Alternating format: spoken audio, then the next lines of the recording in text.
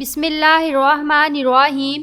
آج کی ویڈیو میں ہم پیغمبر اسلام صلی اللہ علیہ وسلم کی زندگی کے پہلے 2 سال کے واقعات بیان کریں گے، جس میں آپ کا عقیقہ اور اس کے بعد جناب حلیمہ سعدیہ کے سپرد کیے جانے کا واقعہ بھی شامل ہے۔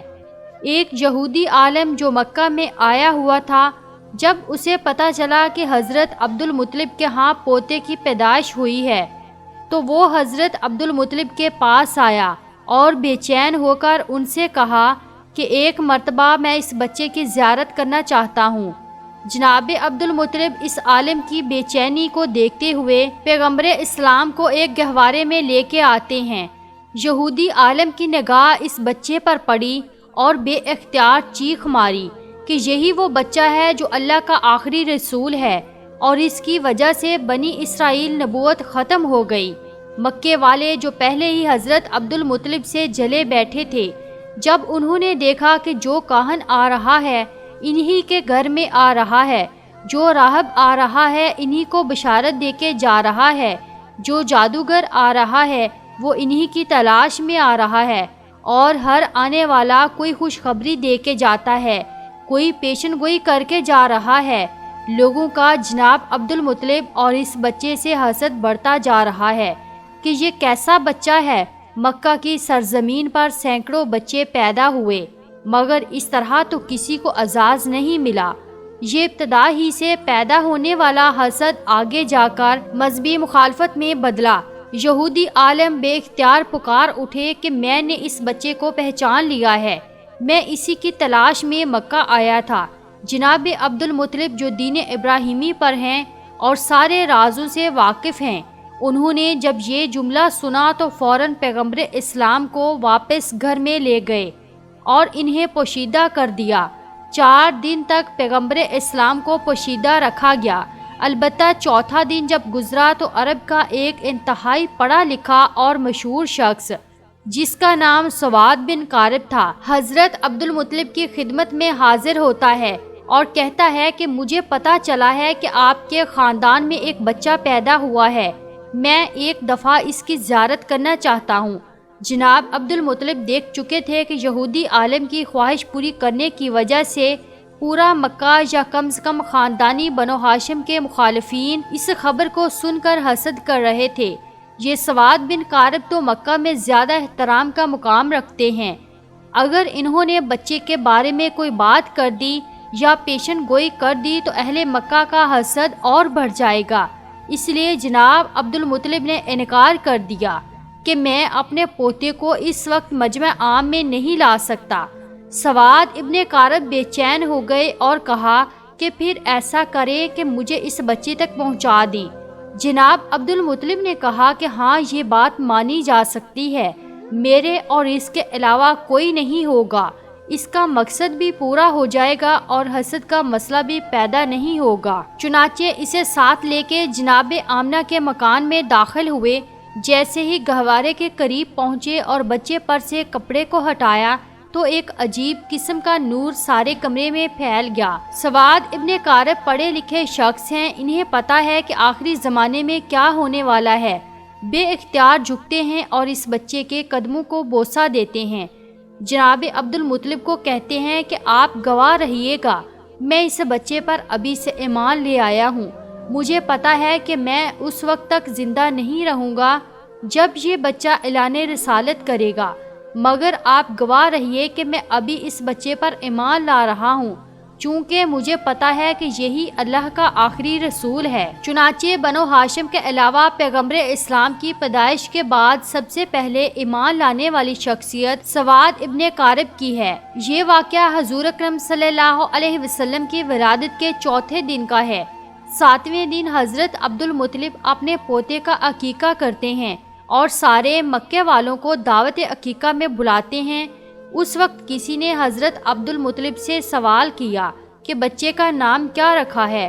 حضرت عبدالمطلب اور حضرت آمنہ کو پہلے ہی پیغمبر خدا کے نام کی بشارت ہو چکی تھی، چنانچہ انہوں نے فرمایا کہ میں نے اس کا نام محمد رکھا ہے۔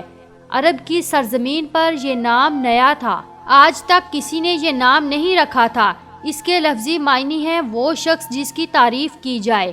مکہ والے حضرت عبد المطلب سے کہتے ہیں کہ یہ آپ نے کیسا نام رکھا ہے جو تاریخ میں پہلے کسی نے نہیں رکھا۔ حضرت عبد المطلب کہتے ہیں کہ میری تمنا یہی ہے کہ ساری دنیا اس بچے کی تعریف کرے، اس لیے میں نے اس کا یہ نام رکھا ہے۔ یہودی، کاہن، جادوگر اور شیطانی نمائندے حضور اکرم کی پیدائش کی رات پیش آنے والے واقعات دیکھ چکے تھے، اس لیے وہ اس پیدا ہونے والے بچے کے دشمن ہو گئے تھے اور سوچ رہے تھے کہ اگر یہ بچہ بڑا ہو گیا اور اس نے اعلان نبوت کر دیا تو ہمارے لیے تباہی ہی تباہی ہے۔ ان حالات کے پیش نظر رب کریم کی مصلحت یہ تھی کہ پیغمبر اسلام کچھ عرصہ کے لیے مکہ کی سرزمین سے غیبت میں چلے جائیں تاکہ ان کے دشمن ان کی تلاش میں یہاں تک آئیں تو یہاں سے ناکام ہو کر واپس چلے جائیں۔ پیغمبر اسلام بڑی تیزی سے نشو و نما پا رہے ہیں۔ روایت یہ ہے کہ پیغمبر اسلام 2 مہینے میں بیٹھنے لگے تھے، 9 مہینے میں آپ دوڑنے لگے تھے، 15 ماہ کی عمر میں آپ تیر اندازی کرنے لگے تھے اور 30 ماہ یعنی 2.5 سال کی عمر میں پیغمبر اسلام نوجوانوں سے کشتی لڑتے تھے اور انہیں شکست دیا کرتے تھے۔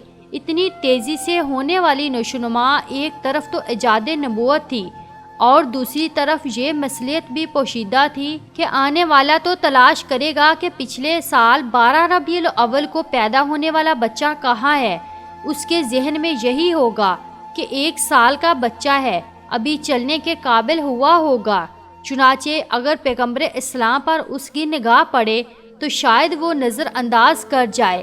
اس کے ساتھ ساتھ ایسے واقعات بھی پیش آ رہے ہیں کہ نہ جناب آمنہ کو کوئی کام کرنا پڑتا ہے اور نہ جناب حلیمہ کو کوئی کام کرنا پڑتا ہے اور نہ دادا حضرت عبد المطلب کو کوئی کام کرنا پڑ رہا ہے۔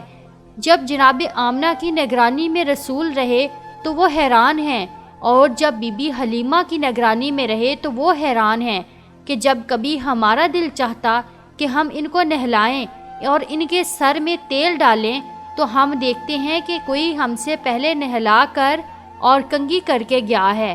عام بچے سو کے اٹھتے ہیں تو ان کی آنکھوں میں میل وغیرہ ہوتا ہے اور جب یہ سو کر اٹھتے ہیں تو چہرہ بالکل تر و تازہ اور حشاش بشاش ہوتا ہے۔ جب کبھی ہم نے چاہا کہ ان کا لباس بدلیں، پتہ چلا کہ پہلے ہی ان کو کوئی نیا لباس پہنا کے چلا گیا ہے۔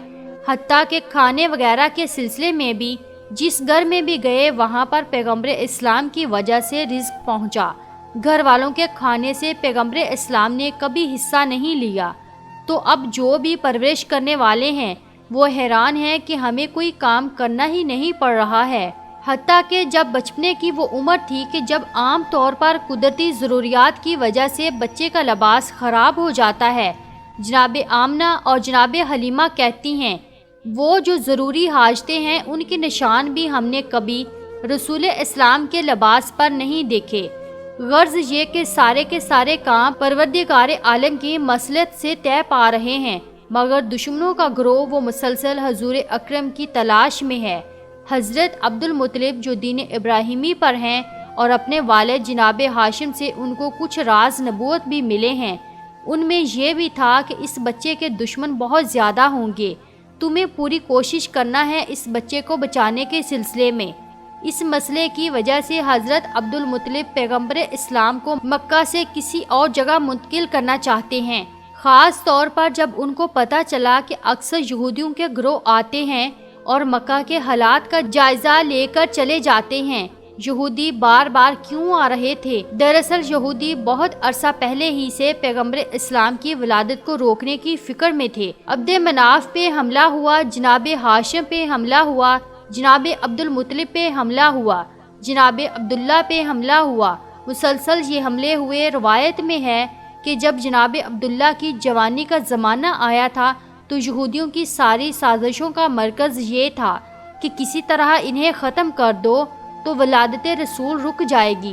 یہودی یہ پہچان گئے تھے کہ جناب عبداللہ پیغمبر اسلام کے والد ہیں اور یہ پہچان حضرت یحییٰ علیہ السلام کے اس کرتے کی وجہ سے ہوئی تھی جو یہودیوں کے پاس تھا، اور جناب عبداللہ کی ولادت کے وقت اس میں سے خون نکلنا شروع ہو گیا تھا۔ انہوں نے سوچا کہ اگر جناب عبداللہ کو شادی سے پہلے قتل کر دیا جائے تو رسول اللہ کی ولادت نہیں ہو سکے گی۔ چنانچہ انہوں نے حملہ کر دیا، مگر وہ حملہ بھی ناکام ہوا اور اسی کے نتیجے میں جناب عبداللہ کی شادی جناب آمنہ سے ہوئی۔ اب جناب آمنہ سے شادی کے بعد یہودی اور پریشان ہو گئے کہ اب کیا کیا جائے، کسی نہ کسی طریقے سے ولادت کے سلسلے کو روکنا ہے، اور اتفاق سے انہیں ایک موقع مل گیا۔ جناب عبداللہ کسی کام کے سلسلے میں مدینے جاتے ہیں اور مدینہ یہودیوں کا گڑھ ہے، چنانچہ روایت سے پتہ چلتا ہے کہ مدینے میں جناب عبداللہ پہ حملہ ہوا اور زہر کے ذریعے جناب عبداللہ کو شہید کیا گیا۔ اب یہودیوں کو ایک اطمینان تو ہو گیا کہ پیغمبر اسلام شہید ہو گئے، صرف ایک بات کا پتہ کرنا ہے کہ ان کے ہاں کوئی اولاد ہے یا نہیں۔ اگر یہ پتہ چل جائے کہ یہ بے اولاد تھے تو گھر میں جا کر اطمینان سے سونا، اور اگر یہ پتہ چلے کہ ان کے ہاں کوئی اولاد ہے تو پھر اس کے قتل کا انتظام کرنا ہوگا۔ یہودیوں کا ایک گروہ بنا، یہ لوگ خاص اس کام کے لیے مدینہ سے مکہ آئے۔ وہاں آ کر تحقیق کی تو اطمینان کا سانس لیا جب پتہ چلا کہ ان کے ہاں کوئی اولاد نہیں تھی، چنانچہ بڑے اطمینان سے واپس مدینے گئے۔ مدینے پہنچ کر مدینہ سے لے کر شام تک جہاں جہاں یہودی پھیلے ہوئے تھے سب کو یہ خوشخبری پہنچا دی گئی کہ مبارک ہو، ہمارے لیے جو خطرہ تھا وہ خطرہ ٹل گیا ہے۔ حضرت یحییٰ علیہ السلام کے کرتے سے جو خون نکل رہا تھا اب وہ خون سوکھ گیا ہے، جس سے یہ یقین ہو گیا کہ پیغمبر کے والد کا انتقال ہو گیا ہے اور ان کے ہاں کوئی اولاد بھی نہیں ہے، جس کا مطلب یہ ہے کہ اب آخری رسول پیدا نہیں ہوں گے۔ یہ خوشخبری ساری دنیا یہود میں پھیلا دی گئی۔ مدینہ سے لے کر شام تک جشن منایا گیا اور یہودی بڑے مطمئن تھے، مگر ان سے ایک بنیادی غلطی یہ ہوئی کہ یہ تو معلوم کر لیا کہ پیغمبر اسلام اس دنیا میں نہیں آئے، یہ تو پتہ چلا لیا کہ عبداللہ کے ہاں کوئی اولاد نہیں تھی، مگر یہ معلوم کرنا بھول گئے کہ کیا ایسا تو نہیں ہے کہ جناب عبداللہ کی بیوی حضرت آمنہ حاملہ ہوں اور کچھ مہینے کے بعد بچہ پیدا ہو جائے۔ اس طرف ان کا خیال گیا ہی نہیں۔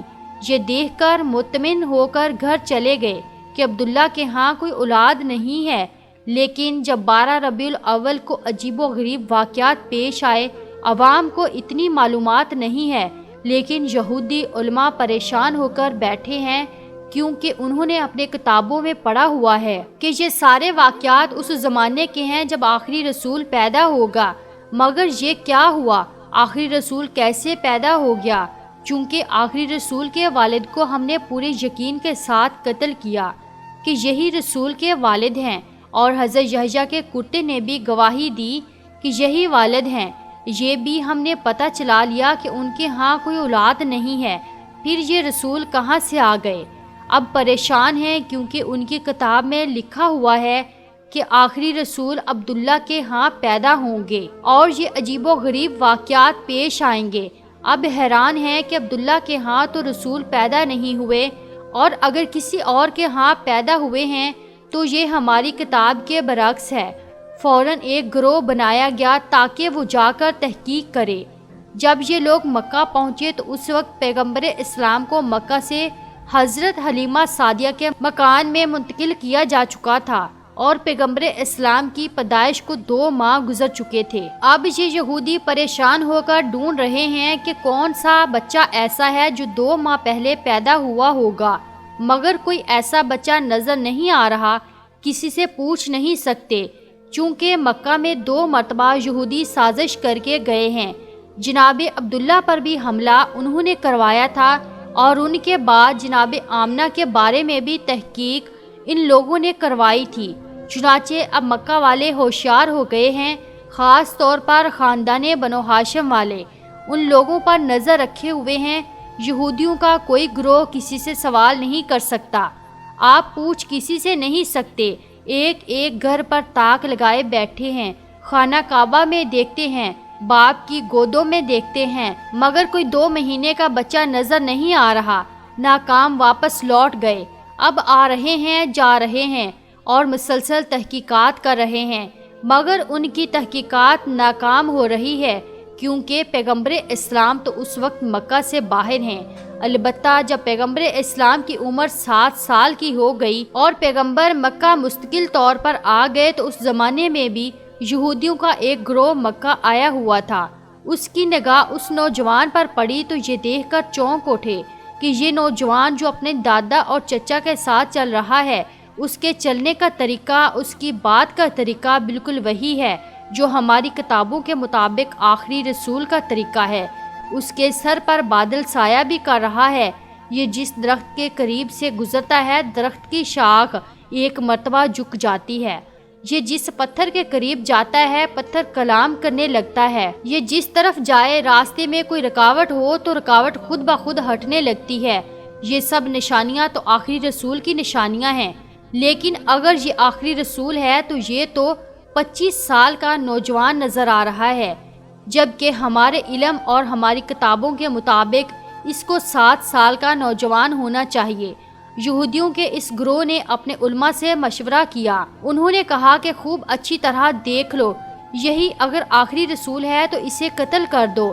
یہودیوں کو یہ تو پتہ چل گیا کہ یہ بچہ عبد المطلب کے گھر میں پیدا ہوا عبداللہ کا بیٹا ہے، لیکن ابھی دل میں ایک کھٹک ہے کہ جس طرح ہم پہلے غلطی کر گئے تھے اور اس بچے کے والد کو قتل کرنے اور اس کے ہاں اولاد کے نہ ہونے کا پتہ کر کے مطمئن ہو گئے تھے اور جشن منا لیا تھا، لیکن بعد میں پتہ چلا کہ ہم دھوکہ کھا گئے ہیں۔ ابھی بھی ایسا نہ ہو کہ ہم اس نوجوان کو قتل کر کے چلے جائیں اور ہم مطمئن ہو جائیں اور 20 سال بعد پتہ چلے کہ رسول تو ابھی زندہ ہے۔ اس لیے یہودی اس دفعہ 100% یقین کرنا چاہتے تھے کہ یہی نوجوان اللہ کا سچا پیغمبر ہے۔ یہودیوں نے اپنے کتاب میں پڑھا ہوا تھا کہ جو بھی اللہ کا رسول ہوگا، چاہے پہلا ہو یا آخری، لقمہ حرام اس کے حلق سے نیچے نہیں اتر سکتا، بلکہ حلق تو کیا اس کے ہونٹوں کو بھی نہیں چھو سکتا۔ حرام کے علاوہ ایسا رزق جس کا پتہ نہ ہو کہ حلال ہے یا حرام، وہ بھی رسول کے ہونٹوں کو نہیں چھو سکتا۔ چنانچہ انہوں نے ایک بڑا عجیب منصوبہ بنایا۔ مکہ میں ایک بیوہ عورت رہتی تھی جس کا نام زبیدہ تھا۔ اس نے ایک چھوٹا سا مرغی فارم بنایا ہوا تھا اور وہ مرغیوں کے انڈے بیچ کے گزارا کیا کرتی تھی، اور جو مرغی انڈے دینے کے قابل نہ رہتی اسے وہ ذبح کرنے کے لیے بیچا کرتی تھی۔ یہودیوں نے سوچا کہ یہ ایک ایسا امتحان ہے جس سے ہمیں یقین ہو سکتا ہے، چنانچہ رات کے وقت زبیدہ کے گھر میں نقب لگا کر کچھ مرغیاں چوری کر کے لائے، اور جو مرغیاں چرا کر لائے ان کے بارے میں 2 نیتیں کی۔ کچھ مرغیاں چوری کی نیت سے چرائی اور کچھ کے بارے میں سوچا کہ ہم بعد میں ان کی قیمت زبیدہ کو ادا کر دیں گے۔ اب جو چوری کی نیت سے لی وہ تو رزق حرام ہو گیا، اور جو اس نیت سے لی کہ بعد میں پیسے دے دیں گے، یہ رزق مشتبہ ہو گیا، کیونکہ پتہ نہیں زبیدہ راضی ہو کہ نہ ہو۔ خود سے دل میں فیصلہ کر کے کسی کی چیز اٹھا لینا اگر حرام کی منزل پر نہ ہو تو مشتبہ ضرور ہے۔ اگلے دن جناب عبد المطلب کو دعوت دی گئی کہ آپ مکہ کے سردار اور خانہ کعبہ کے متولی ہیں، ایک قابل احترام شخصیت ہیں، ہم باہر سے آئے ہوئے مہمان ہیں، ہمارا دل چاہتا ہے کہ آپ ہمارے ساتھ ایک وقت کا کھانا کھائیں۔ اسلام میں کسی کا تحفہ یا دعوت رد کرنے کی سخت ممانعت ہے۔ چنانچہ حضرت عبد المطلب نے دعوت قبول کر لی۔ یہودیوں کا اصل مقصد تو پیغمبر اسلام کا امتحان لینا تھا، اس لیے حضرت عبد المطلب سے کہنے لگے کہ آپ اکیلے دعوت میں نہیں آئیں گے، بلکہ خاندان بنو ہاشم کے سارے مرد آئیں گے، خاص طور پر آپ کے سب بیٹے اور پوتے ضرور آئیں۔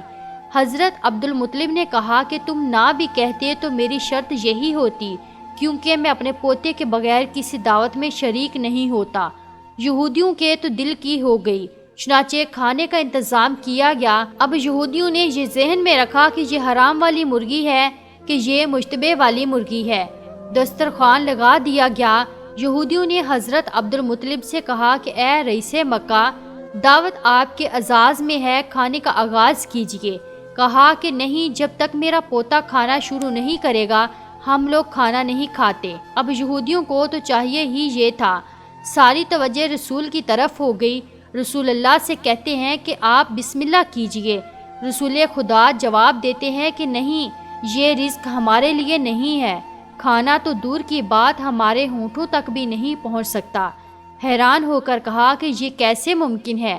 آپ نے فرمایا ہاں یہ کھانا ہمارے لیے نہیں ہے۔ کہنے لگے کہ ہمیں اجازت دیجیے، ہم آپ کو کھانا کھلائیں گے، دیکھتے ہیں کہ یہ کھانا کیسے نہیں پہنچتا۔ پیغمبر مسکرا کر کہتے ہیں کہ ٹھیک ہے، اگر کھلا سکتے ہو تو کھلاؤ۔ اب یہودیوں نے روٹی اور گوشت کے ساتھ نوالا بنا کے پیغمبر اسلام کی جانب بڑھایا، مگر عجیب بات یہ ہے کہ جیسے ہی وہ نوالا حضور کے ہونٹوں کے قریب پہنچا تو ایسا لگا کہ کسی نے زبردستی ہاتھ پکڑ کے کھول دیا ہو اور نوالا دسترخوان پر گر پڑا۔ ایک مرتبہ، 2 مرتبہ، حتیٰ کہ 10 مرتبہ کوشش کی گئی، مگر یہ نوالا پیغمبر کے ہونٹوں سے مس نہ ہو سکا۔ قریب پہنچ جاتا ہے لیکن ہاتھ کھلتا ہے اور نیچے گر جاتا ہے۔ یہودی بظاہر تو پریشان ہے لیکن دل میں خوش ہیں کہ آدھی علامت تو پوری ہو گئی۔ یہ حرام والا کھانا تھا، اب مشتبہ کھانا لے کے آتے ہیں۔ پھر پیغمبر سے کہا کہ آغاز کیجئے۔ پیغمبر اسی اطمینان سے جواب دیتے ہیں کہ یہ ہمارے لیے نہیں ہے۔ یہودی کہتے ہیں کہ ہم کھلائیں۔ پیغمبر نے کہا چلو ٹھیک ہے، پھر کوشش کر کے دیکھ لو۔ اب جب کوئی نوالا ہاتھ میں لے کر پیغمبر کے ہونٹ کے قریب لے جاتا ہے تو وہ یا دائیں نکل جاتا ہے یا بائیں نکل جاتا ہے، لیکن ہونٹ کے قریب نہیں جاتا۔ یہودی حضرت عبد المطلب سے کہتے ہیں کہ ہم نے تو خلوص سے دعوت دی تھی، لیکن پتہ نہیں یہ کیا ہو رہا ہے، کیا خدائی راز ہے۔ اس میں جناب عبد المطلب اور پیغمبر اسلام سمجھ گئے کہ کیا بات ہے، لیکن کہنے کا موقع نہیں ہے۔ خاندان بنو ہاشم اپنے گھر واپس چلا گیا اور یہودیوں کو یقین کامل ہو گیا کہ یہ رسول برحق ہے۔ چنانچہ اس کے بعد پھر سازشوں کا ایک سلسلہ شروع ہو گیا۔ یہی وجہ ہے کہ اس واقعے کے بعد جناب عبد المطلب پیغمبر اسلام کی اور زیادہ حفاظت کرنے لگے۔